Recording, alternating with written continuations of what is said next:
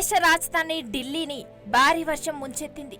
ఇవాళ తెల్లవారుజామున కురిసిన ఎడతెరిపి లేని కుండపోత వర్షానికి నగరం మొత్తం స్తంభించిపోయింది. రోడ్లన్నీ నదులను తలపిస్తున్నాయి. లోతట్టు ప్రాంతాలు పూర్తిగా జలమయమయ్యాయి. ఇళ్లలోకి నీరు చేరడంతో ప్రజలు తీవ్ర ఇబ్బందులు పడుతున్నారు. పలుచోట్ల చెట్లు, విద్యుత్ స్తంభాలు కూలిపోయాయి.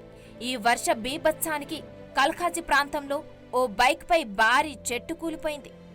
ఈ ప్రమాదంలో ఒకరు మృతి చెందగా మరో ఇద్దరు గాయపడ్డారు. సమీపంలోని మరో వాహనం కూడా దెబ్బతిన్నది. కాగా ఢిల్లీ ఎన్సీఆర్ ప్రాంతంలో గురువారం కురిసిన భారీ వర్షానికి జనజీవనం స్తంభించిపోయింది. స్వాతంత్ర్య దినోత్సవ వేడుకలకు ముందు రాజధానిలోని కీలక ప్రాంతాలు జలమయం కావడంతో అనేక అండర్ పాస్లు నీట మునిగాయి. మరోవైపు ఢిల్లీకి వాతావరణ శాఖ రెడ్ అలర్ట్ జారీ చేసింది. గత 24 గంటల్లో ఢిల్లీలోని సబ్జర్జంగ్లోని ప్రాథమిక వాతావరణ కేంద్రంలో 13.1 మిల్లీలీటర్ల వర్షపాతం నమోదైంది.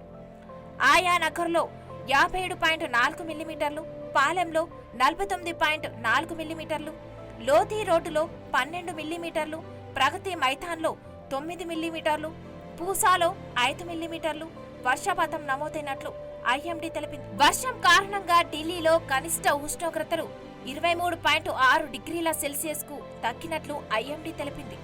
ఇది సాధారణం కంటే 3.2 డిగ్రీలు తక్కువ. అదే సమయంలో గరిష్ట ఉష్ణోగ్రతలు 32 డిగ్రీల సెల్సియస్కు చేరుకునే అవకాశం ఉందని అంచనా వేసింది.